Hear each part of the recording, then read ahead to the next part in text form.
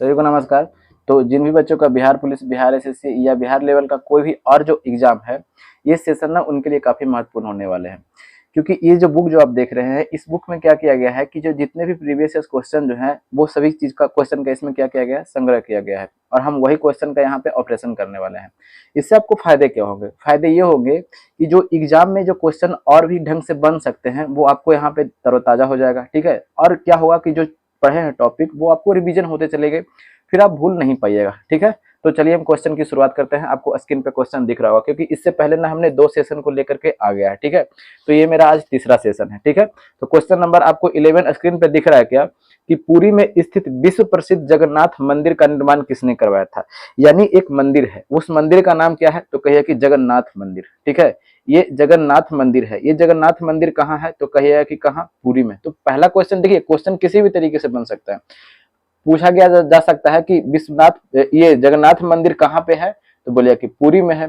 तो ये किस भगवान को समर्पित है? यानी यहाँ पे किस भगवान की पूजा की जाती है? तो यहाँ पे समर्पित जो है, ये कौन भगवान की है? तो ये विष्णु भगवान की है। ठीक है। विष्णु भगवान की है। और ये पड़ता कहाँ है? तो पुरी में। तो पुरी है कहाँ? तो पुरी है उड़ीसा में। यहाँ तक तो कोई दिक्कत। लेकिन हमें क्वेश्चन में पूछा क्या गया है? क्वेश्चन में पूछा गया है कि निर्माण किसने करवाया था। सबसे बड़ी की बात क्या है कि निर्माण किसने करवाया था। तो इसका निर्माण जो करवाया था, अनंत, ठीक है ना, अनंत बर्मन ने करवाया था। कौन सा करवाया था? अनंत बर्मन ने करवाया था। कोई दिक्कत? कोई दिक्कत नहीं है। तो मेरा आंसर कौन सा हो जाएगा? Option number B. ठीक है। आगे आगे आगे की ओर बढ़ते हैं। अगला क्वेश्चन मेरा क्या कहता है, सो देखते हैं। नेक्स्ट क्वेश्चन में क्या दिया गया है कि डायनासोर विलुप्त हुए थे। देखिएगा, ये डायनासोर विलुप्त यानी कब खत्म हो गया था, उसके बारे में पूछा गया है। तो क्या हम डायनासोर की, जब यहाँ पे क्वेश्चन में ये पूछा गया है, तो क्या आपके अगले एग्जाम में ये नहीं पूछ सकता है कि डायनासोर की उत्पत्ति किस कल्प में हुई थी या किस महाकल्प में हुई थी? ठीक है ना। तो कई बच्चों को ये कल्प, महाकल्प, ये युग जो है ना, काफी ज्यादा भारी पड़ता है। तो आज हम ना आपको आसान करने वाले हैं। ठीक है। जैसे मेरे पास में ये क्या है? पृथ्वी है। ठीक है। तो इस पृथ्वी का भी तो कोई इतना कुछ इतिहास है। जैसे में आप हैं, तो आपका भी ना कुछ तो इतिहास है। ठीक है। तो आपकी भी जैसे आयु है, तो उस तरह से पृथ्वी की भी आयु है। जैसे में आपका भी तो आयु होगा 20 न 25 न 30 35, जितना भी आयु है। तो इस तरह से पृथ्वी की आयु की बात करते हैं, तो इसकी आयु कितनी है? तो बोलिए कि 4.6 अरब वर्ष। कितनी इसकी आयु है? तो कई बार एग्जाम में ये भी पूछ दिए जाते हैं कि पृथ्वी की अनुमानित आयु कितनी है? तो 4.6 अरब वर्ष है। ठीक है। यहाँ तक तो कोई दिक्कत नहीं है। अगर बात करते हैं इसकी इतिहास को जानने के लिए, तो इसे क्या किया गया है कि कई चरणों में बांटा गया है। ठीक है। एक है महाकल्प। ठीक है। महाकल्प। तो देखिएगा, आपको ध्यान रहे, आप भूले नहीं, इसके लिए हम क्या करते हैं कि एक तरीका हमने बताया है कि ये महाकल्प है। ठीक है। और महाकल्प के ये, इसको हम महाकल्प देते हैं। ठीक है। ये महाकल्प, और महाकल्प के अंदर में ही क्या आता है? ये युग आता है। ठीक है। और ये युग के अंदर में ही क्या आता है? तो बोलिए कि कल्प आता है। ठीक है। जिसको आप अंग्रेजी में बोलते हैं तो इसको ईरा बोलते हैं, इसको इपोक बोलते हैं। ठीक है।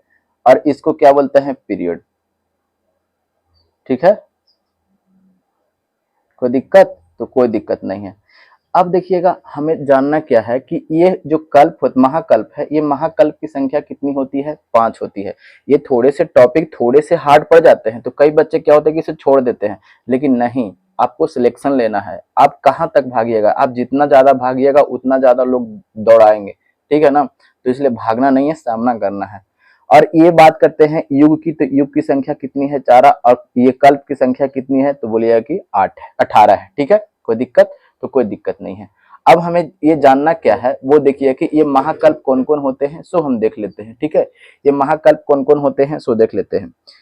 Pre Paleozoic, pre Paleo pre Palaeozoic. ठीक है। ये प्री पैलियोजोइक कल्प, महाकल्प है। ठीक है।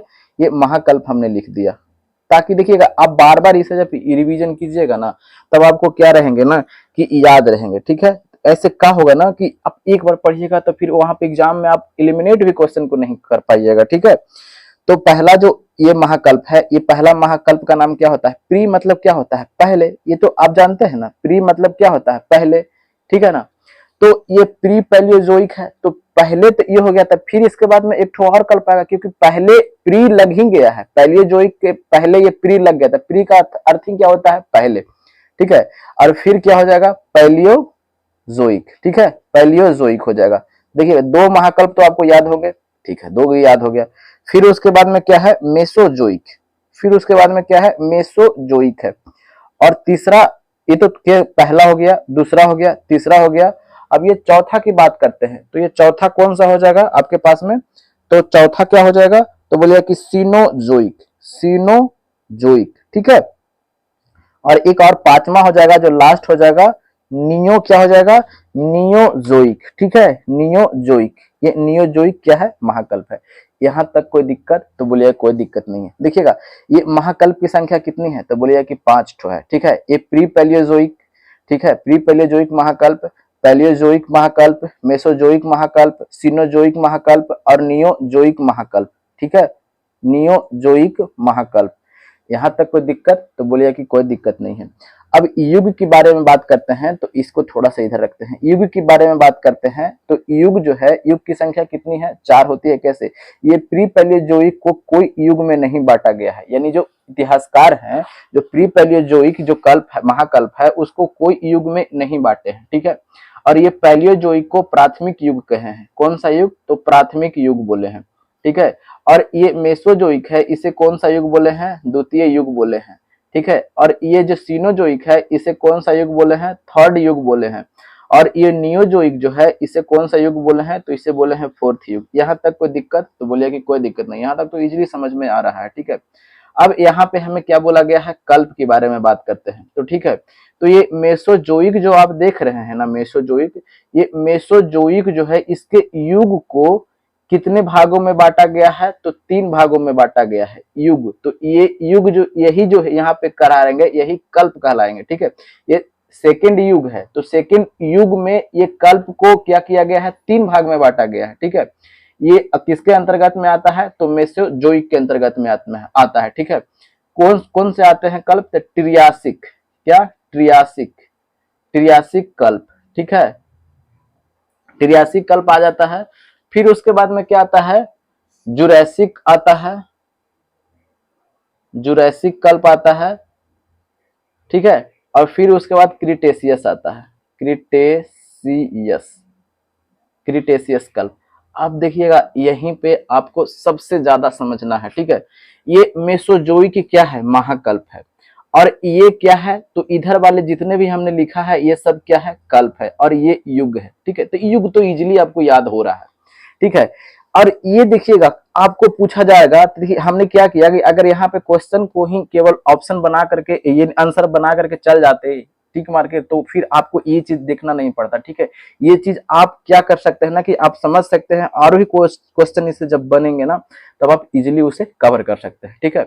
अब देखिएगा ट्रियासिक वाले बात करते हैं, यानी ट्रियासिक जो कल्प है, उसमें किस किस चीज का निर्माण हुआ था, वो हम क्या करते हैं, देखते हैं, ठीक है। तो देखिएगा जैसे में ट्रिया, जैसे में क्या याद नहीं होता है, तो आप बचपन में बॉल बैट खेलते होंगे ना, ठीक है, खेले होंगे, सब कोई खेले होंगे।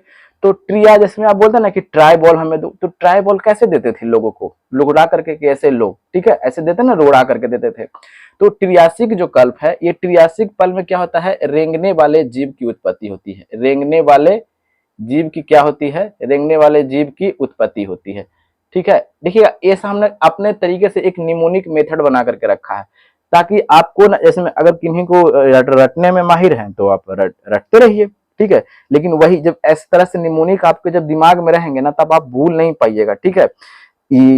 मेरा ऐसा क्या है कि ऐसा ना हम करते हैं खुद भी, जो जब एग्जाम देते हैं तो ऐसा हम करते हैं, ठीक है, ताकि हम एग्जाम में जो प्रेशर जो होता है ना, वो प्रेशर हर कोई संभाल नहीं पाता है, ठीक है। और आप अक्सर ये सुनते रहते होंगे कि एग्जाम में ना आता हुआ क्वेश्चन या इजी क्वेश्चन ना हमने हल्का कर दिया, और जैसे ही बाहर आते हैं आप, तो आपको सब याद आने लगता है, तो वही होता है प्रेशर। तो इसलिए आप इसको क्या कीजिएगा, अपने निमोनिक मेथड से जब याद करके रखिएगा ना, ये पहली बात तो कि ये टॉपिक थोड़े से भारी है, ठीक है। और दूसरी बात में क्या है कि ये हाल याद नहीं होते हैं, तो याद नहीं होते हैं तो रटने की कोशिश बिल्कुल नहीं करना है, ठीक है। ऐसा नहीं कि रटते रह गए तो रटते रह गए, ठीक है, एकदम नहीं रटना है। आगे देखते हैं, इसमें रेंगने वाले क्या हो गया, रेंगने वाले जीव की उत्पत्ति हो गया। अब देखिएगा फिर क्या होता है कि जब कोई व्यक्ति ऐसे या कोई चीज किसी जो रेंग रहा है, ऐसे ऐसे रेंग रहा है, ठीक है, ऐसे ऐसे रेंग रहा है, तो क्या करेंगे ना, उसको गोंद दे देंगे, ठीक है। तो गोंद दे देंगे, तो ये जो गोंडवाना जो होता है ना, गोंडवाना, गोंडवाना क्रम की शैली, गोंडवाना क्रम की शैली, ठीक है। देखिएगा हम एक तरह से निमोनिक बता रहे हैं, अगर कोई व्यक्ति रटने में माहिर है तो वो रट लीजिएगा तो ज्यादा अच्छा हो जाएगा, ठीक है। तो ये जो आप देखे हैं ये क्या हो गया कि ये गोंडवाना क्रम की शैली। तो कई बच्चों को ये समझ में नहीं आ रहा कि ये गोंडवाना क्या होता है। अब यहाँ पे एक लफड़ा और लग गया, ठीक है। तो देखिएगा गोंडवाना क्या होता है। ये पूरी पृथ्वी जो देख रहे हैं, ये पूरी पृथ्वी को क्या बोला जाता है, तो पैंजिया बोला जाता है, उस टाइम की बात है। और जो जैसे ही क्या होता है कि ये ऊपर वाले भाग टूट जाते हैं और ये नीचे वाले भाग टूट जाते हैं, तो ऊपर वाले भाग को क्या बोलते हैं, अंकारा लैंड, और नीचे वाले जो भाग होते हैं उसे क्या बोलते हैं, गोंडवाना लैंड, ठीक है। यहाँ तक कोई दिक्कत, तो यही गोंडवाना लैंड हो गया। तो यानी इस यहाँ यानी दक्षिणी में जितना भी है वो सब क्या है, गोंडवाना लैंड है, ठीक है। जैसे में आप पढ़ते हो ना कि ये इंडिया जो है, ये वाला जो है ये गोंडवाना का भाग है, ये पढ़ते हैं ना कि क्योंकि ये अफ्रीका से सट के आया था, हट करके आया था, ऐसे इंडिया यहाँ पे है, ठीक है, ऐसे है ना इंडिया, तो ये वाले यहाँ से हट करके आया था। तो आप पढ़ते ना कि ये नीचे वाला जो है ये गोंडवाना का भाग है। देखिएगा समझ में आ रहा है ना, तो हाँ बिल्कुल समझ में आ रहा होगा। अगर थोड़ा बहुत भी पढ़े होंगे तो आपको अच्छी तरह से क्लियर हो रहा होगा, ठीक है। तो अब ये गोंडवाना में क्या हो गया, शैली मतलब कि चट्टाने वगैरह की बात किया जा रहा है, ठीक है। तो गोंडवाना क्रम की शैली किस काल में निर्माण होती है, तो वे त्रियासी कल्प में। आज जब केकड़ी की बात आप समझते हैं, केकड़ा, ठीक है ना, तो केकड़े का जब भी निर्माण हुआ था, केकड़े की उत्पत्ति भी किस काल में हुई है, तो बोलिए कि त्रियासी कल्प में। यहाँ तक कोई दिक्कत, तो बोलिए कि कोई दिक्कत नहीं है। अब हम इसको थोड़ा सा देखिए, अगर कोई स्क्रीनशॉट लेना चाहते हैं तो ले लीजिएगा, इसीलिए हम क्या कर रहे हैं कि इसे और नीचे कर देते हैं, ठीक है। हम यहाँ पे और क्या, यहाँ पे क्या है, जुरैसिक, ठीक है, जुरैसिक कल्प, और नीचे हमने क्या देखा, क्रिटेशियस, ठीक है, क्रिटेशियस कल्प।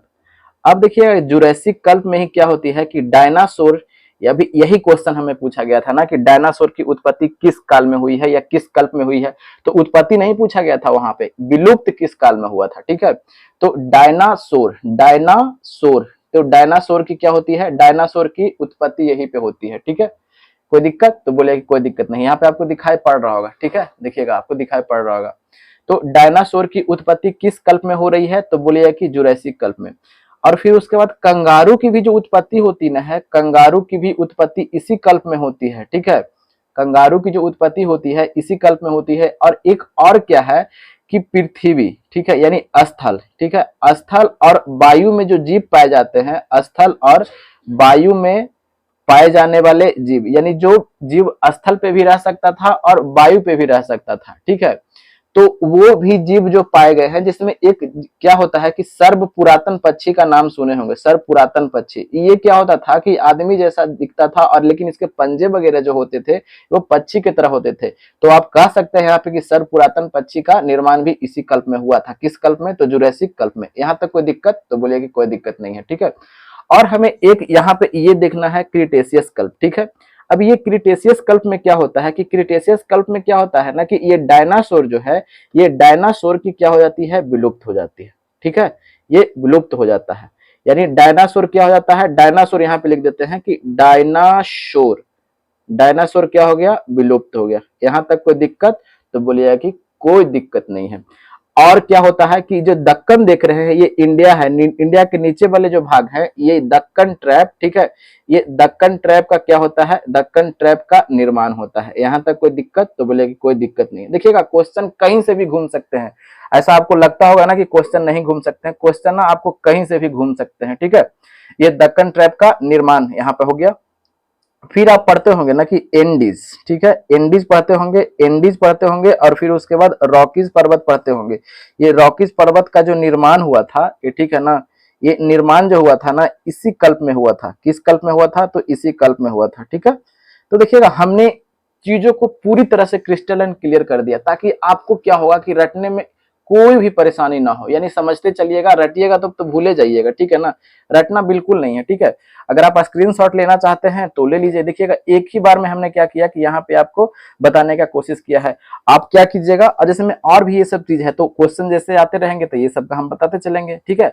और आपको देखिएगा, यकीन करके देखिएगा एक बार, आपको काफी ज्यादा फायदे होंगे, ठीक है। तो ये क्वेश्चन को हम हटाते हैं और अगला क्वेश्चन फिर स्क्रीन पे आपको दिखाते हैं, ठीक है। अगला क्वेश्चन आपको दिखाई दे रहा होगा क्या, क्वेश्चन नंबर 13 कि ऋग्वेद में निम्नलिखित किस नदी का उल्लेख नहीं है। ये क्वेश्चन नंबर 13 आपको स्क्रीन पे दिख रहा होगा। और उसका हमें क्या करना है कि ये जो ऋग्वेद में जो नदी था वो कौन सी नदी जो है निम्न में दिया गया है उसका उल्लेख नहीं किया गया है। तो सबसे पहले हम यहाँ पे ऑपरेशन करते हैं क्या, ऋग्वेद का। ठीक है, तो ये ऋग्वेद आखिर है क्या। ठीक है, देखिएगा यही पे तो आपको इस सेशन का यही तो फायदा है कि आप एक क्वेश्चन पूछे जा रहे हैं और उसका जो हम ना पकड़ करके सभी चीज को क्या कर सकते हैं, निकाल रहे हैं। ठीक है, तो सबसे पहले हमें देखना है कि ये ऋग्वेद, ठीक है, ये ऋग्वेद, ये ऋग्वेद क्या है। जैसे में क्या होता ना है कि आप साक्ष्य के मतलब समझते हैं, ये साक्ष्य का मतलब क्या, प्रूफ। आप साक्ष्य नहीं समझते होंगे हिंदी में, लेकिन प्रूफ समझते हैं कि प्रूफ। तो ये एक प्रकार का क्या है, तो यही एक साक्ष्य है। तो बोलिए कि कैसा साक्ष्य है, तो पूरा तात्विक। पूरा तात्विक का मतलब समझ में आता है, पूरा तात्विक वो होता है ना कि जो पृथ्वी के अंदर से कोई बर्तन, कोई अभिलेख, ठीक है, कोई मुहर, ये सब जो चीज मिलते हैं, ठीक है, यानी जो हमें मुहर का, अभिलेख मिल का, पत्थर का, ये सभी चीज जो साक्ष्य मिल रहे हैं ना, उसे हम लोग क्या बोलते हैं कि पुरातात्विक साक्ष्य मिलते हैं। और साहित्यिक साक्ष्य क्या होता है, तो साहित्यिक साक्ष्य में क्या होता है कि लिखी गई बातें जो कलम से, कॉपी पे, ये सब जो बातें होती है ना, वो क्या होता है कि साहित्यिक बातें होती है। तो ये जो है ऋग्वेद है ना, ये क्या है, साहित्यिक, क्या है, साहित्यिक साक्ष्य है। साहित्यिक क्या है, साहित्यिक क्या है, साहित्यिक साक्ष्य है। ठीक है, साहित्यिक साक्ष्य है। तो किसका साहित्यिक साक्ष्य है, तो ये साहित्यिक साक्ष्य है किसका, आर्य का। ठीक है, ये आर्य का है, यानी आर्य कौन थे, तो आर्य व्यक्ति थे जो निवास करते थे ना, ठीक है, वही थे। ये आर्य का अर्थ क्या होता है, कई बार पूछा जाता है कि आर्य क्या, आर्य का अर्थ क्या होता है, तो आर्य का अर्थ होता है श्रेष्ठ या श्रेष्ठ व्यक्ति। ठीक है, श्रेष्ठ व्यक्ति होता है। आर्य का अर्थ क्या होता है, श्रेष्ठ व्यक्ति। यहां तक तो कोई दिक्कत। अब हमें बताइएगा कि ये आर्य लोग जो थे, ये आर्य लोग कहाँ पे रहते थे। ठीक है, इंडिया में आए थे। ठीक है, तो पहले ये कहाँ रहते थे, तो पहले ये रहते थे मध्य एशिया में। ठीक है, कई सारे इतिहासकार कई जगह के बात बताते हैं। ठीक है, ठीक है, लेकिन सर्वाधिक जो बातें है, सर्वाधिक बातें जो बताई गई है कि मध्य एशिया में रहता है, इसके बारे में कौन बताया था, तो बोले कि मैक्स मूलर ने बताया था। ये सर्वाधिक मान्य है। ठीक है, ये सर्वाधिक क्या है, मान्य है कि अधिकतर इतिहासकार ने इन्हीं को यही बताया कि जो आर्य जो थे ये मध्य एशिया के क्या थे, आर्य जो थे ये मध्य एशिया के निवासी थे। ठीक है, ये निवासी कहाँ के थे, मध्य एशिया के थे। इसकी बात करते हैं तो ये क्या करते थे, चारागाह करते थे, यानी अपना जीवन यापन कैसे चलाता था, तो चारागाह कर करके, यानी पशु को चरा करके ये अपना चारागाह चराता था। ठीक है, अब ये इसकी चर्चा कहाँ पे हमें मिलती है, तो यही ऋग्वेद में। तो यानी पुरातात्विक शास्त्र तो ये हो गया। अब हमें पढ़ना क्या है, वेद के बारे में पढ़ना है। तो अब इसी वेद में, ऋग्वेद में क्या होता है, यही आर्य का 36 बार क्या किया गया है, उल्लेख किया गया है। 36 बार क्या किया गया है, उल्लेख किया गया है। किसका, आर्य का किया गया है। किस में, तो देखिएगा यहाँ पे हमने लिख दिया है क्या, ऋग्वेद में किया गया है। कोई दिक्कत, तो बोलिए कि कोई दिक्कत नहीं है। यहाँ तक तो समझ में आ रहा है, तो बोलिए कि हाँ, यहाँ तक तो समझ में आ रहा है, कोई दिक्कत भी नहीं है। अब हमें क्या देखना है कि वेद कितने होते हैं, तो वेद होते हैं, एक होते हैं ऋग्वेद, एक क्या होते हैं, यजुर्वेद। ठीक है, एक क्या होते हैं, सामवेद, और एक क्या होते हैं, तो बोलिए कि अथर्ववेद। ठीक है, अथर्ववेद होते हैं। ये तीनों को क्या बोला जाता है, तो ये तीनों को बोला जाता है वेद त्रयी। ठीक है, और ये चारों के चारों क्या है, ये संहिता है। ठीक है, कोई दिक्कत, तो बोलिए कि कोई दिक्कत नहीं है। ऋग्वेद, यजुर्वेद और सामवेद को क्या बोला जाता है, वेद त्रयी बोला जाता है। ठीक है, और ये संहिता चारों को बोला जाता है। यहाँ तक कोई दिक्कत, तो बोलिए कि कोई दिक्कत नहीं है। यहाँ तक हमें इजिली तरीके से कवर हो गए हैं। ठीक है, अब हमें जो क्वेश्चन में दिया गया है, वो क्वेश्चन में दिया क्या गया है कि जो नदी जो बोला गया है कि ये नदी, ठीक है, कौन कौन नदी था। ठीक है, तो जो यमुना नदी की बात करते हैं, तो ये क्या है ना कि ये यमुना नदी का है, कितनी बार उल्लेख किया गया है, तो 3 बार उल्लेख किया गया है। ठीक है, कितनी बार उल्लेख किया गया है, तो 3 बार उल्लेख किया गया है। कहाँ पे, तो ऋग्वेद में। ठीक है, ये ऋग्वेद में कितने बार उल्लेख किया गया है यमुना नदी का, तो बोलिए कि 3 बार उल्लेख किया गया है। गंगा की बात करते हैं, तो ये गंगा नदी का कितनी बार उल्लेख किया गया है, तो गंगा नदी का 1 बार उल्लेख किया गया है। ठीक है, सर्वाधिक महत्वपूर्ण नदी की बात करते हैं तो सर्वाधिक महत्वपूर्ण की बात करते हैं, ये तो सर्वाधिक महत्वपूर्ण नदी कौन सी थी, तो सर्वाधिक महत्वपूर्ण नदी सिंधु थी। लेकिन अगर पवित्रता की बात करें तो सर्वाधिक पवित्र नदी की बात करते हैं तो सर्वाधिक पवित्र नदी जो थी वो थी सरस्वती। ठीक है, वो कौन सी नदी थी, तो सरस्वती थी। ये सरस्वती को नदीत्मा की उपाधि दिया गया है, नदीत्मा की उपाधि दिया गया है, नदीत्मा की क्या दिया गया है, उपाधि दिया गया है। कौन सी नदी को, तो सरस्वती नदी को नदीत्मा की उपाधि दिया गया है। ठीक है, यहाँ तक कोई दिक्कत, तो बोलिएगा कि कोई दिक्कत नहीं है। ठीक है, अब देखिएगा हमने यहाँ पे अब हम क्वेश्चन पे अगर चलते हैं तो देखिएगा यमुना की भी चर्चा किया गया है ऋग्वेद में, तो मिल गया ना। गंगा का भी देख रहे हैं तो गंगा का भी मिल गया, और ये सरस्वती का भी मिल गया हमें। ठीक है, अब हम बताते हैं कि जो ऋग्वेद में थे उसका उस टाइम उस नदी का नाम क्या था और अभी उस नदी का नाम क्या है। ठीक है, क्योंकि इस बात कई बार ना एग्जाम में इस तरह के क्वेश्चन पूछे जाते हैं। कई बार ऐसा होता है ना क्या कि जो आधुनिक नाम और ये प्राचीन नाम पूछ दिए जाते हैं, तो देख लेते हैं एक बार। एक तरफ हमने क्या रखा है, आधुनिक नाम। ठीक है, आधुनिक मतलब क्या, अभी वर्तमान की नाम। ठीक है, और प्राचीन मतलब क्या, वो पुराना नाम। ठीक है, तो एक तरफ लगते हैं प्राचीन नाम। ठीक है, कोई दिक्कत तो नहीं, कोई दिक्कत नहीं है। नदी के बारे में बताया गया है। ठीक है, तो पहली नदी की बात बोलते हैं तो ये अभी जो झेलम के बारे में सबको जानते होंगे, झेलम है। फिर उसके बाद में ब्यास के बारे में भी जानते होंगे, तो बोलिए कि हाँ ये भी जानते हैं। फिर उसके बाद में ये रावी के बारे में जानते होंगे, तो ये भी जानते हैं। फिर उसके बाद में किसके बारे में जानते हैं, तो बोलिए कि सतलज के बारे में जानते हैं, तो हाँ ये भी जानते हैं। ठीक है, फिर उसके बाद में सिंधु के बारे में जानते हैं। ठीक है, तो एक तरफ सिंधु है और फिर एक तरफ क्या है, सरस्वती के बारे में भी जानते होंगे। तो सरस्वती, अभी घग्गर के नाम सुन रहे हैं ना, तो हाँ अभी घग्गर का नाम सुन रहे हैं। तो अब देखिएगा इतने सारे नदी हैं और इतने सारे नदी है ना, तो इतने सारे नदी हैं, तो इतने सारे नदी का ये आधुनिक नाम है। ठीक है, तो आधुनिक नाम है तो इसका प्राचीन नाम क्या था, यानी उस समय क्या था, तो झेलम का नाम था वित्सता। क्या, तो झेलम का कौन सा नाम था, तो झेलम का वित्त वित्सता। ठीक है, ब्यास का क्या नाम था, तो ब्यास का नाम था विपाशा। ठीक है, ब्यास का विपाशा, ब से ब्यास, ब से विपाशा, बसु याद है, ये तो भूलिएगा नहीं। ठीक है, झेलम का क्या, वित्सता, और ये ब्यास का क्या हो जाएगा, विपाशा। ठीक है, यहाँ पे क्या हो जाएगा, यह विपाशा हो जाएगा। ठीक है, और रावी के क्या हो जाएगा, पारुसनी। ठीक है, पारुसनी, रावी के क्या हो जाएगा, पारुसनी हो जाएगा। और ये सतलज का सतुद्री, सतलज का क्या हो जाएगा, तो सतलज का सतुद्री हो जाएगा। ठीक है, और ये सिंध का क्या हो जाएगा, सिंधु नदी हो जाएगा। ठीक है, कोई दिक्कत। और ये घग्गर का उस टाइम का नाम क्या था, तो यही नाम था सरस्वती। ठीक है, उस टाइम क्या नाम था, तो सरस्वती नाम था। यहाँ तक हमने क्या देखा कि ये जितने भी आधुनिक नाम है इस तरफ और इस तरफ क्या है, प्राचीन नाम है, वो हम चीज को क्या कर चुका है, देख चुका है। ठीक है, और हमें क्या देखना है, अब हम देखते हैं आगे की ओर क्या देखना है। तो अगर यहाँ पे हम जिसमें अब ऋग्वेद, यजुर्वेद, सामवेद और अथर्ववेद आ गया, तो लगले हम अगर ये बता देते कि इसके ऋग्वेद के पुरोहित को क्या कहा जाता है, यजुर्वेद के पुरोहित को क्या कहा जाता है। ठीक है, तो वो बता देते तो आपको वो भी यहाँ पे क्लियर हो जाता। ठीक है, तो हम वो स्लाइड को क्या करते हैं, लाते हैं। ठीक है, तो चलिए हम वो देख लेते हैं फिर से। ठीक है, क्या है, ये ऋग्वेद है। ठीक है, ऋग्वेद है। फिर उसके बाद में क्या होता है, ये हम अच्छा से इस तरफ लिखते हैं ताकि आपको इजीली तरीके से कवर होते चले, कोई दिक्कत ना हो। ये क्या है, तो बोलिए कि ऋग्वेद है, ऋग्वेद है। फिर उसके बाद में यजुर्वेद है। ठीक है, यजुर्वेद के बाद फिर सामवेद, सामवेद के बाद फिर अथर्ववेद। ठीक है, अथर्ववेद। ठीक है, अथर्ववेद है। यहाँ तक कोई दिक्कत नहीं है।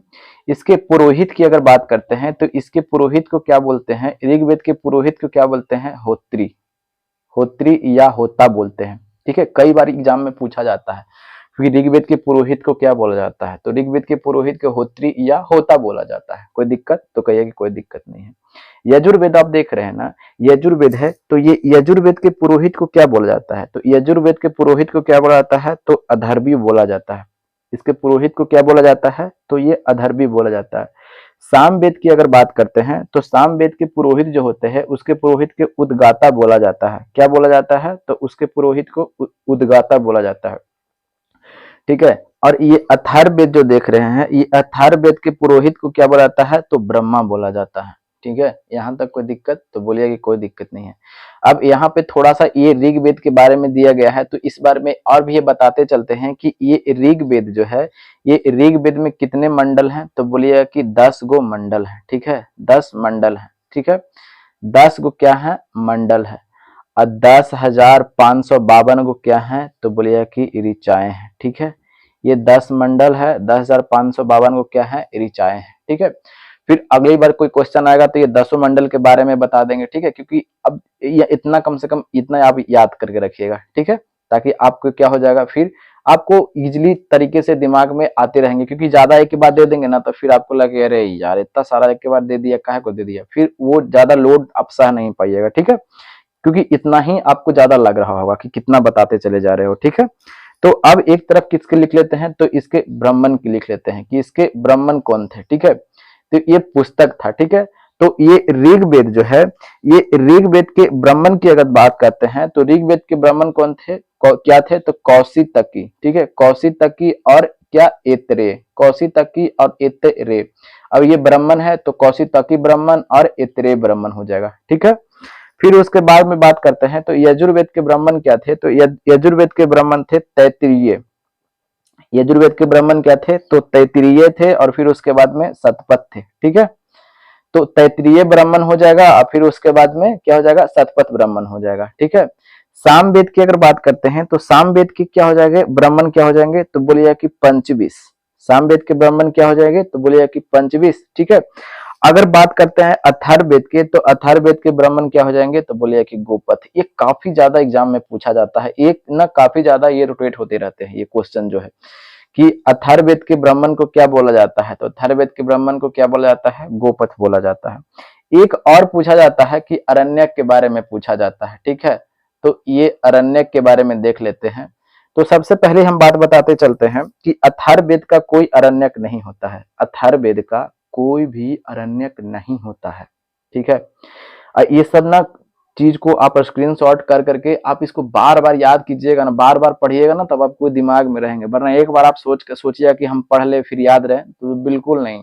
फिर सरकार नौकरी आपको काहे को देगी, आपको क्यों देगी सरकार नौकरी, ठीक है ना, कोई और है नहीं, तो आप ऐसे ही करते रहिए। ठीक है, क्योंकि आपको खुद से मेहनत करना पड़ेगा, बार बार उसको देखना पड़ेगा, अपनी नजर से ओझल उसको नहीं होने देना है। ठीक है, चलिए हम फिर शुरुआत करते हैं यहाँ पे कि अब ऋग्वेद के पुरोहित को देख लिया, ब्राह्मण को देख लिया, अब हमें क्या देखना है, तो अब हमें देखना है अरण्यक को। तो इसके भी अरण्यक जो होते हैं कौशितकी, कौशितकी, ठीक है, और एतरे, और ऊपर में अरण्यक लगा हुआ है तो अरण्यक लगा देंगे। कौशितकी अरण्यक हो जाएगा और एतरे अरण्यक हो जाएगा। ठीक है, अगर बात करते हैं तो हमने एक छोटा सा ट्रिक बना करके रखा है, क्या, टीवीएस। ठीक है, ये टीवीएस बना करके रखा है। तो क्या, तैत्तिरीय अरण्यक, तैत्तिरीय, तैत्तिरीय अरण्यक हो जाएगा, अरण्यक ऊपर में है तो अरण्यक हो जाएगा। भी से क्या हो जाएगा, वृहदारण्यक, भी से क्या हो जाएगा, तो बोलिए कि वृहदारण्यक, वृहदारण्यक हो जाएगा। ठीक है, और एस से क्या हो जाएगा, तो एस से हो जाएगा शतपथ। देखिएगा ये इजिली आपको याद हो गया। ठीक है, और ये अथर्ववेद का तो कोई अरण्यक होता नहीं है, तो ये तो नहीं होगा। अब बच गया क्या, ये अब बच गया क्या, ये सामवेद का हमें अरण्यक लिखना है। तो सामवेद का अरण्यक की बात करते हैं, तो सामवेद का जो अरण्यक है ना, जैमिनीय और छांदोग्य है। कौन सा है, तो बोलिए कि जैमिनीय है, और फिर एक ठो और क्या है, तो ये छांदोग है। छान, और फिर उसके बाद में क्या है, दोग्य है, छांदोग्य है। यहाँ तक कोई दिक्कत, देखिएगा यहाँ तक हमने यही आपको लग रहा है कि कितना सारा दे दिया। ठीक है, तो यकीन मानिए ये चीज आपको काफी फायदे करेंगे। आप फिर नहीं, कोई और पे भी देख लीजिएगा। ठीक है ना, कोई और भी जो चैनल है टेलीग्राम, ये इस पे यूट्यूब चैनल है, वहां पे आप देखिएगा क्या यहाँ पे इतना कंटेंट दिया जा रहा है या नहीं दिया जा रहा है, और आपको अच्छा लगता होगा, सच में अच्छा लगता होगा। मेरा मेहनत आपको लगता होगा कि हाँ मेहनत किया जा रहा है सामने वाले से की तरफ से, तो आप थोड़ा सा सपोर्ट जरूर दिखाइएगा, सब्सक्राइब कर लीजिएगा, दोस्तों के पास शेयर जरूर कीजिएगा। ठीक है, तो मेरा जो क्वेश्चन था वो क्वेश्चन तो हमें पूरी तरह से बन गया। ठीक है, क्वेश्चन जो हमें दिया गया था, क्या दिया गया था, हमने कहां तक पहुंच गया। ठीक है, ये सब क्वेश्चन ना स्टैंडर्ड लेवल का क्वेश्चन है। ठीक है, हमें क्या दिया गया था कि ऋग्वेद में निम्नलिखित में से किस नदी का उल्लेख नहीं है, तो जमुना का भी है, गंगा का भी है, सरस्वती का भी है, राबी का नहीं है। राबी का अभिन्न नाम है, राबी अभी नाम है, लेकिन उस समय क्या था, पारुष्णी। ठीक है, कोई दिक्कत? तो कोई दिक्कत नहीं है। तो चलिए अब हम अगले क्वेश्चन की ओर चलते हैं। तो मेरा अगला क्वेश्चन कौन सा है जो देखते हैं। देखिएगा क्वेश्चन नंबर 14 आपको स्क्रीन पे दिख रहा होगा कि निम्नलिखित में से अश्वमेध यज्ञ का आयोजन किसने किया था। आप देखिएगा ये अश्वमेध यज्ञ है। तो जितने भी यज्ञ होते हैं सबसे पहले उसका ऑपरेशन कर लेते हैं, ठीक है ना। बोलिएगा कि कैसे? तो हाँ, देख लीजिए कौन कौन सा यज्ञ होता है। आप तो केवल यहाँ पे अश्वमेध यज्ञ देख रहे हैं। एक यज्ञ क्या होता है, राजसूय यज्ञ। ठीक है, राजसूय यज्ञ।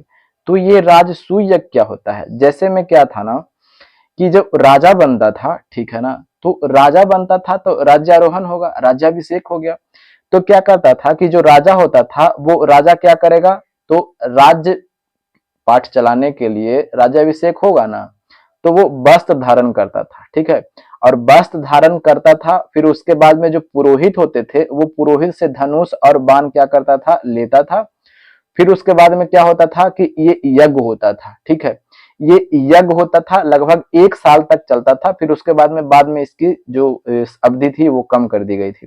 तो आप कह सकते हैं कि राजसूय यज्ञ किससे संबंधित है, तो आप बोलिएगा कि ये राजसूय यज्ञ जो है जब राजा का राज्यारोहण होगा यानी राज्याभिषेक होगा, तो आप कह सकते हैं कि राजसूय यज्ञ राज्याभिषेक से संबंधित है, राज्याभिषेक से संबंधित है।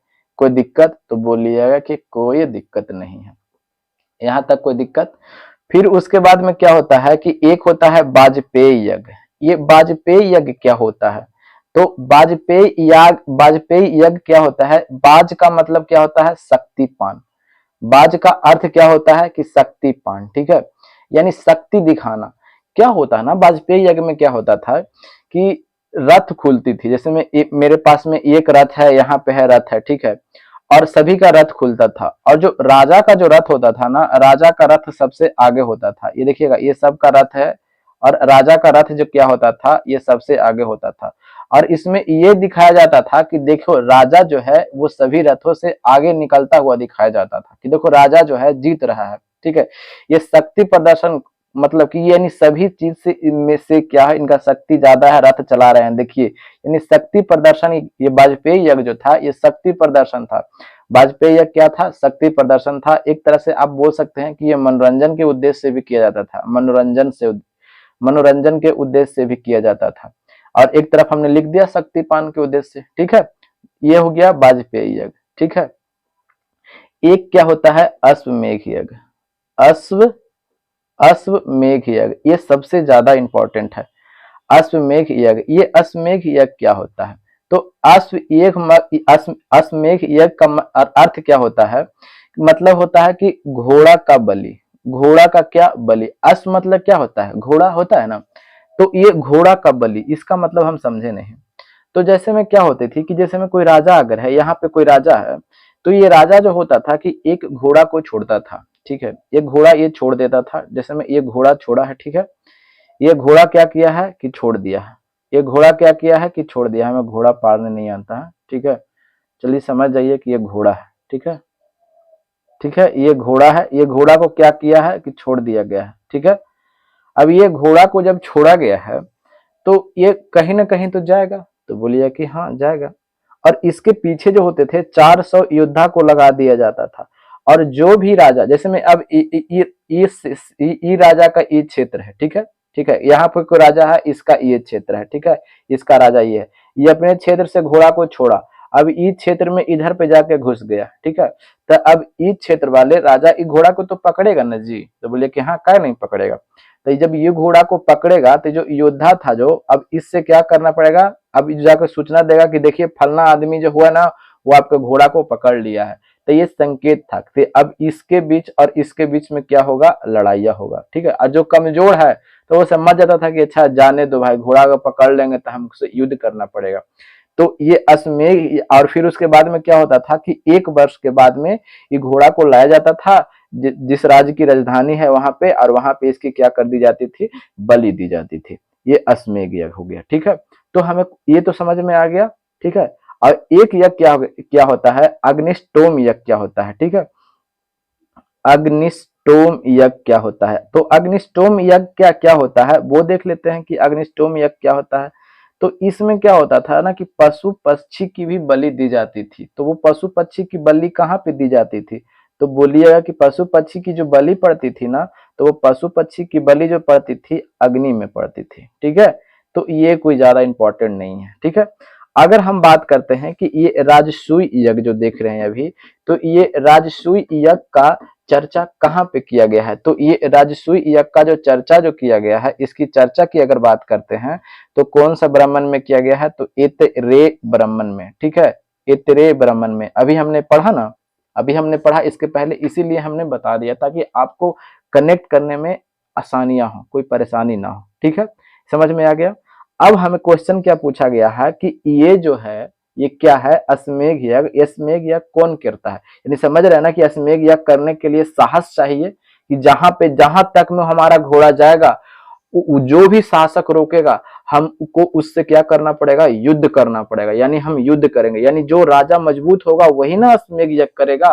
क्या जो लुंदी पुंदी राजा होगा वो करेगा? तो क्या कि नहीं, लुंदी पुंदी राजा के औकाते नहीं है करने के लिए।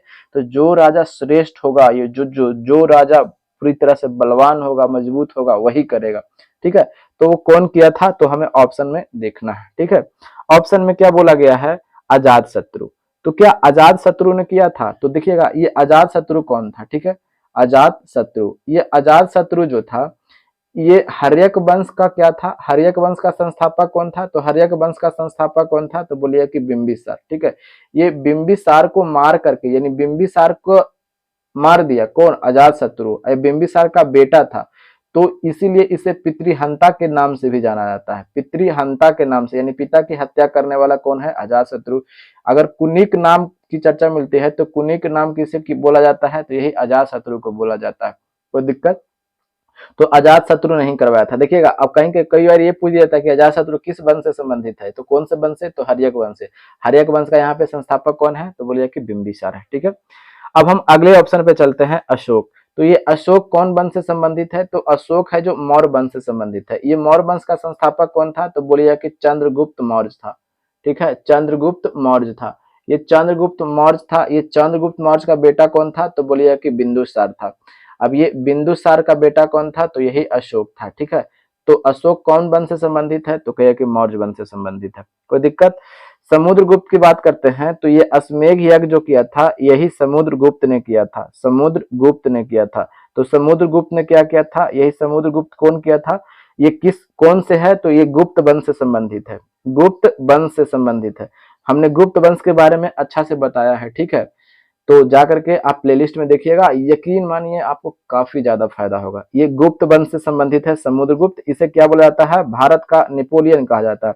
भारत का नेपोलियन किसे कहा जाता है? तो भारत का नेपोलियन ये इसे समुद्रगुप्त को कहा जाता है। ये तुलना किसने किया था? तो ये कहा किसने था? तो बोलिए कि बी एस स्मिथ ने कहा था। बी एस स्मिथ ने कहा था। ठीक है, इसकी उपाधि की बात बोलते हैं तो ये कौन सा उपाधि लिया था? तो ये परम भागवत की उपाधि लिया था। परम भागवत की क्या लिया था? उपाधि लिया था। श्रीलंका के एक राजा था, तो श्रीलंका का राजा कौन था? तो बोलिए कि मेघवर्मन। ये मेघवर्मन जो था इससे अनुमति लिया था किसके लिए? कि बोध गया में क्या मंदिर बनवाने के लिए, बुद्ध का मंदिर बनवाने के, बोध गया में मंदिर के लिए। ठीक है, मंदिर के लिए क्या लिया था? अनुमति लिया था। यहाँ तक कोई दिक्कत? तो बोलिए कि कोई दिक्कत नहीं है। इसके दरबार में एक कवि रहते थे, उस कवि का नाम क्या था? तो हरिसेन। आप हरिसेन का नाम सुने होंगे। ठीक है, यही हरिसेन इसी दरबार में रहते थे। हरिसेन एक कवि जो थे। ठीक है, और इसी ने क्या किया था कि अश्वमेध यज्ञ किया था। कौन सा किया था? अश्वमेध यज्ञ किया था। अश्वमेध यज्ञ किया था। ठीक है, तो यानी ये श्रेष्ठ राजा था। ठीक है ना, इसकी उपाधि कौन सी थी? तो परम भागवत था। इसके समय में श्रीलंका का राजा कौन था? मेघवर्मन। बोध गया में मंदिर बनवाने के लिए अनुमति मांगा था। इसके दरबार में कवि रहते थे, उस कवि का नाम क्या था? तो हरिसेन। ठीक है, इसे भारत का नेपोलियन कहा जाता है। किसने कहा? तो बी एस स्मिथ ने कहा। देखिए हमने चीजों को पूरी तरह से क्रिस्टल एंड क्लियर कर दिया है। ठीक है, और आंसर कौन से हो जाएंगे? मेरा आंसर हो जाएगा ऑप्शन नंबर यही हो जाएगा, सी हो जाएगा, यानी 3 हो जाएगा। समुद्रगुप्त मेरा आंसर हो जाएगा। ठीक है, चंद्रगुप्त के बारे में हमने देख लिया। आगे बढ़ते हैं। तो हाँ, अब अगले क्वेश्चन की ओर हम बढ़ते हैं। मेरा अगला क्वेश्चन क्या बोलता है? स्क्रीन पे आपको क्वेश्चन दिख रहा होगा, क्वेश्चन नंबर 15 कि हिनसोंग ने भारत भ्रमण किया था, ठीक है, यानी किसके शासनकाल में भ्रमण किया था, ठीक है। तो पहले हम बात देख लेते हैं हिनसोंग, ये हिनसोंग कौन था। तो सबसे पहले देख लेते हैं कि हिनसोंग, ये हिनसोंग जो था एक यात्री था। कहाँ से आया था, तो ये चीनी यात्री था, ठीक है। तो सबसे पहली बात देख लेते हैं कि हिनसोंग जो आया था तो ये किसके दरबार में आया था, ठीक है। अब देखिएगा ह यहाँ पे भी लगा हुआ है और ह से ही आएगा हर्षवर्धन, ठीक है। हर्षवर्धन के दरबार में आया था, यानी हर्षवर्धन के दरबार में आया था। जब हर्षवर्धन शासन कर रहा था उस टाइम ये क्या हुआ था कि हिनसोंग क्या किया था, आया था, ठीक है। अब हर्षवर्धन के बारे में थोड़ी सी कहानियां हम चल लेते हैं, ठीक है। इससे क्या होगा, आपको भी फायदे हो जाएंगे, ठीक है, आपको भी फायदे हो जाएंगे। तो ये हर्षवर्धन जो था ये पुष्य भूति वंश से संबंधित था, पुष्य भूति वंश, ठीक है। तो बोलिए कि पुष्य भूति वंश से संबंधित था, तो पुष्य भूति वंश की हम इतिहास खंगाल लेते हैं। इसके संस्थापक कौन थे, तो इसके संस्थापक जो थे ये पुष्यभूति नाम का व्यक्ति था, इसी के नाम पर क्या पड़ गया, पुष्यभूति वंश पड़ गया, ठीक है। और लेकिन इसकी अगर मेन अगर बात करते हैं कि इसको अगर इसको पहचान मिली, राजपाट को अगर पहचान की बात करते हैं तो इसकी पहचान मिलती है इसके बाद में बेटा कौन इनका बनता है, इसका शासक कौन बनता है, तो प्रभाकर वर्धन, ठीक है। ये प्रभाकर वर्धन बनता है। और ये प्रभाकर वर्धन के क्या है, तीन बेटा, दो बेटा है और क्या है, एक बेटियां हैं, ठीक है। क्या है, प्रभाकर वर्धन जो है ये प्रभाकर वर्धन के कितना है, तो प्रभाकर वर्धन के दो बेटा है। एक बेटा का, बड़ा बेटा का नाम है राजवर्धन, ठीक है, और छोटा बेटा का नाम है हर्षवर्धन, ठीक है, हर्षवर्धन, ठीक है। और ये बेटी जो है, ये बेटी का नाम क्या है, तो ये बेटी के अगर नाम की बात करते हैं तो ये बेटी का नाम है राजश्री, ये बेटी का नाम क्या है, राजश्री, ठीक है। अब क्या होता है, ये प्रभाकर वर्धन जो है, ये प्रभाकर वर्धन जिसमें ये हमारा इंडिया है, ठीक है, इसमें हमने ये हमारा इंडिया है। यहाँ पे अगर बात करते हैं तो यहाँ पे अगर बात करते हैं तो यहीं पे ये क्या कर रहा है, पुष्यभूति वंश शासन कर रहा है, पुष्यभूति वंश शासन कर रहा है, ठीक है। और बिहार और उत्तर प्रदेश में देख सकते हैं, ठीक है। तो यहाँ पे कौन सा है, एक वंश है मौखरी वंश है, ठीक है। ये कौन सा वंश है, मौखरी वंश है। मौखरी वंश की अगर राजधानी की बात बोलते हैं तो इसकी राजधानी कहाँ थी, तो बोलिए कि कन्नौज इसकी राजधानी थी, ठीक है, कन्नौज इसकी क्या थी, राजधानी थी। यहाँ का एक शासक है कौन, ग्रह बर्मन, ठीक है, ये ग्रह बर्मन एक शासक है। और ये ग्रह बर्मन से क्या किया जाता है कि राजश्री का विवाह कर दिया जाता है, यानी विवाह करने के बाद में देखिए बगल है तो पड़ोसी में विवाह कर दिए, अपनी बेटी का विवाह, राजश्री का विवाह किससे कर देते हैं, ग्रह बर्मन से कर देते हैं। और यहाँ पे जो आप देख रहे हैं, यहाँ पे क्या है, तो यहाँ पे ये है मालवा, यहाँ पे हम लिख लेते हैं, ठीक है। ये क्या है, तो ये है मालवा, ठीक है, ये है मालवा। और यहाँ का शासक कौन है, यह है देवगुप्त, ठीक है। देखिए कहानियों को समझिएगा, रटने की कोशिश कीजिएगा तो आप खुद लपेटा जाइएगा, समझे ना, रटना बिल्कुल नहीं है। कितना रटिएगा जी, अरे रटने का भी तो कोई सीमा है ना, बार बार कितना रटते रहिएगा। कहानियां जब आपको याद रहेंगे ना तब आप ऑप्शन को इलिमिनेट कर करके आगे बढ़ जाइएगा, ठीक है। अब क्या करता है, और यहाँ पे ये बंगाल है, ठीक है, बंगाल में एक वंश था वो था शशांक, ठीक है, शशांक, ये शशांक था। ये शशांक जो था, ये शशांक जो राजा था, ये क्या करता है कि ये और ये कौन, देवगुप्त, दोनों मिल करके क्या करता है कि ये कहाँ पे, कन्नौज पर हमला कर देता है। देख रहे हैं ना यहाँ पे, ये कन्नौज पर क्या कर दिया, हमला कर दिया। और हमला करने के बाद में ये ग्रह बर्मन को लपेट दिया, ठीक है, ग्रह बर्मन को लपेट दिया। और ये राजश्री को क्या कर लिया, कैद कर लिया, ठीक है, राजश्री को क्या कर लिया, कैद कर लिया। और इनका उसके शादी के बाद में क्या हो चुका था कि इनका मृत्यु हो चुका था, तो मृत्यु के बाद में राजपाट बड़ा बेटा ही संभालेंगे, ठीक है ना। तो ये बात ना राजवर्धन को अब पता चलती है। तो प्रभाकर वर्धन के बाद अब शासक कौन बनेंगे, यानी नेक्स्ट कौन होंगे, तो प्रभाकर वर्धन के बाद में कौन हो जाएंगे, तो बोलिए कि राजवर्धन। अब ये राजवर्धन को जैसे ही पता चलती है, ठीक है, तब जैसे ही पता चलता है तो ये अपनी पूरा तेरे से चेला चपटिया ले करके किसके खिलाफ चल देते हैं, ये जाते हैं देवगुप्त को क्या कर देते हैं, देवगुप्त को हरा देते हैं, इसको भी लपेट देते हैं। कौन, यही राजवर्धन जो क्या करता है, देखिएगा यहाँ पे चीजों को समझिएगा। ये शशांक और ये कौन देवगुप्त मिल करके किसको ग्रहबर्मन को लपेट दिया। ठीक है, फिर राजवर्धन क्या करता है कि राजवर्धन आता है खिसिया करके और चेला चपटिया को उठाया और उठाने के बाद में ये देवगुप्त को क्या कर दिएगा, गुप्त कर दिया कि तुम गुप्त हो जाओ। ठीक है, यानी इसको लपेट दिया। ठीक है, अब क्या करता है कि देवगुप्त को तो राजवर्धन लपेट दिया, और फिर धोखा से ये शशांक क्या करता है कि ये शशांक राजवर्धन को लपेट देता है। समझ रहे हैं, देख रहे हैं कहानियां कहां से बढ़ रहा है। अब राजवर्धन की मृत्यु हो गई, यानी राजवर्धन तो मर गया। अब ये है बनेगा कौन, छोटा बेटा यानी हर्षवर्धन। इसकी उम्र मात्र और मात्र कितना वर्ष है, तो बोलिए कि 16 वर्ष है। ये 16 वर्ष की गद्दी पर 16 वर्ष की अवस्था में ये गद्दी पर बैठता है। तो अब इसकी राजधानियां के बारे में देख लेते हैं। तो 16 वर्ष की अवस्था में क्या करता है, गद्दी पर बैठता है। तो कौन बैठेगा, तो हर्षवर्धन बैठेगा। ठीक है, हर्षवर्धन क्या करता है कि 16 वर्ष की अवस्था में गद्दी पर बैठता है। अगर इसकी राजधानी की बात करते हैं तो इसकी राजधानी कहाँ थी, तो इसकी राजधानी थी थानेश्वर। ठीक है, तो कई बार पूछे जाते हैं, ठीक है ना, तो इसे आप हल्के में नहीं रखिएगा। इसकी राजधानियां कहाँ थी, तो इसकी राजधानी थी थानेश्वर। हमने यहाँ पे बताया मौखरी वंश, ये मौखरी वंश की राजधानी कहाँ थी, तो बोलिएगा कि कन्नौज। ठीक है, इसकी राजधानी हमने यहाँ पे लिख दिया। ठीक है, अब ये थानेश्वर की गद्दी पर क्या होता है, बैठ जाता है। और अब क्या होता है कि अब ये राजपाट किसके अंतर्गत में आ गया, तो बोलिए कि हर्षवर्धन के अंतर्गत में आ गया।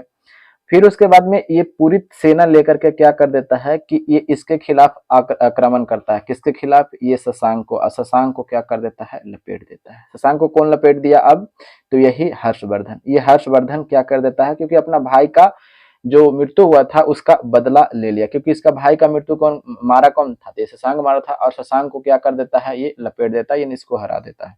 ठीक है, अब जब इसको हरा देता है तो अब इसे पता चलता है कि ये पता चलता है कि ये राजश्री जो है, ये राजश्री इसके कैद से क्या हो चुकी है, छूट चुकी है। ठीक है, यानी भाग गई है। ठीक है, क्योंकि राजा मारा गया था तो कैद से क्या हो चुकी है, भाग चुकी है। और उस टाइम क्या था ना कि ये विधवा सती होने जा रही थी, क्योंकि अगर किसी का पति मर जाता था तो वो सती होती थी, जो महिला होती थी जो, तो वो सती होने जा रही थी। तो उसी दरमियान क्या होता है कि हर्षवर्धन क्या होता है कि वो उसे अपना राजपाट करने के लिए लेके चलाता है, यानी अपनी राजधानी में लेकर के चलाता है। क्योंकि अपनी सेना तो है ना, ऐसा थोड़ी नहीं कि उसकी सेना नहीं है। उसकी सेना के द्वारा उसे अपनी बहन को बुला लिया जाता है, उसे लाया जाता है। और फिर क्या करता है कि ये अपना जो ये क्षेत्र जो था, यहाँ पे आपने देखा है ना, हमने क्या बताया कि यहाँ पे तो अपना क्षेत्र था और ये मौखरियों का था। और ये ग्रह बर्मन जब मर गया, तो ग्रह बर्मन मर गया तो इसका उत्तराधिकारी तो कोई था नहीं। अब ये बहन थी, और बहन जो थी, तो बहन जो थी ये बहन के मर्जी से, ऐसा नहीं कि बहन के मर्जी के खिलाफ, बहन के मर्जी से, देखिए कि अगर हम अकेले शासन कर ही नहीं पाएंगे तो भाई भाई को साथ काहे नहीं रखते हैं। तो ऐसा कहा जाता है कि भाई बहन दोनों जो थी, जो सिंहासन पर साथ में बैठते थे ये दोनों। ठीक है, और इसीलिए क्या करता है कि ये जो हर्षवर्धन है, ये हर्षवर्धन अपनी राजधानी को कहाँ कर लेता है, थानेश्वर से कहाँ कर लेता है, ये कन्नौज कर लेता है। और कन्नौज कर लेता है, फिर उसके बाद में अपना राजपाट क्या करता है, संभालता है। ठीक है, फिर उसके बाद में क्या होता है कि ये दक्षिण की ओर बढ़ता है। ये कश्मीर खाली इसके अंडर में नहीं रहता है, ये कश्मीर जो था, ये कश्मीर इसके अंडर में नहीं रहता है, लेकिन उत्तर भारत पूरा साम्राज्य क्या था, इसके अंडर में था। कहा जाता है कि अंतिम हिंदू शासक इसे बोला जाता है। इसे हर्षवर्धन को क्या बोला जाता है, तो बोलिए कि अंतिम हिंदू शासक, अंतिम हिंदू शासक बोला जाता है। क्योंकि इसके बाद कोई बड़ा शासक इतने बड़े साम्राज्य पर शासन नहीं कर पाए थे, राज नहीं कर पाए थे। क्योंकि देखिएगा, और जैसे ही ये नीचे दक्षिण की ओर बढ़ता है, दक्षिण की ओर बढ़ता है, तो दक्षिण की ओर में क्या होता है कि पुलकेशिन द्वितीय क्या कर देता है, पुलकेशिन द्वितीय इसको रोक देता है। ठीक है, नर्मदा नदी के ऊपर पार नहीं करने देता है, रोक दिया। ठीक है, तो यह एक तरह से कह सकते हैं कि यहाँ पे दक्षिण भारत जैसे की ओर बढ़ता है, जीतने के लिए हर्षवर्धन की क्या होती है, वहां पे हार होती है। ठीक है, अब क्या करते हैं कि हर्षवर्धन के बारे में जो चीज पूछे जाते हैं, यहाँ पे तो गिजबिज हो गया, समझ में तो भी तो आ गया है। और आप नोट डाउन करना चाहते हैं तो नोट डाउन करते चलिएगा। ठीक है, और हम हर्षवर्धन के बारे में कोई चीज लिख देते हैं यहाँ पे। ठीक है, हर्षवर्धन के बारे में लिख देते हैं। तो हर्षवर्धन ने 3 गो नाटक लिखा था। हर्षवर्धन ने कैसा नाटक लिखा था, हर्षवर्धन ने 3 गो नाटक लिखा था। उस नाटक का नाम क्या था, हर्षवर्धन ने कितने नाटक लिखा था, तो 3 नाटक। तो उसका नाम क्या था, यानी पुस्तक की बात बोला जाता है। तो पुस्तक 3 गो कौन लिखा था, ठीक है। एक पुस्तक का नाम है प्रिय दर्शिका, ठीक है, एक पुस्तक का नाम है प्रिय दर्शिका। दूसरा पुस्तक का नाम क्या है? रत्नावली, ठीक है। और तीसरा पुस्तक का नाम क्या है? तो नागानंद, ठीक है। ये क्या है? ये पुस्तक है। ये पुस्तक कौन लिखा था? तो बोलिएगा कि हर्षवर्धन। ये हर्षवर्धन तो एग्जाम में पूछे जाते हैं। प्रियदर्शिका किसने लिखा? तो हर्षवर्धन। रत्नावली किसने लिखा? तो हर्षवर्धन। नागानंद किसने लिखा? तो हर्षवर्धन। ये जो बात करते हैं, ये सूर्य और शैव का क्या था? उपासक था, ठीक है। उपासक था। उपासक मतलब कि मानने वाला था। इसी के दरबार में कौन आया था? तो इसी के दरबार में कौन आया था? तो हर्षवर्धन के दरबार में ही कौन आया था? तो बोलिए कि हेन सॉन्ग आया था, ठीक है। ये हेनसोंग आया था, ठीक है।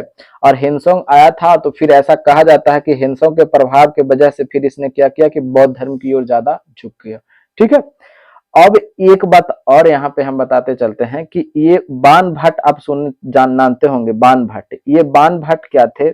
हर्षचरित के लेखक थे। हर्षचरित के लेखक जो इसी के दरबार में रहते थे। बाण भट्ट जो जो व्यक्ति थे वो किसके दरबार में रहते थे? तो वही हर्षवर्धन के दरबार में रहते थे।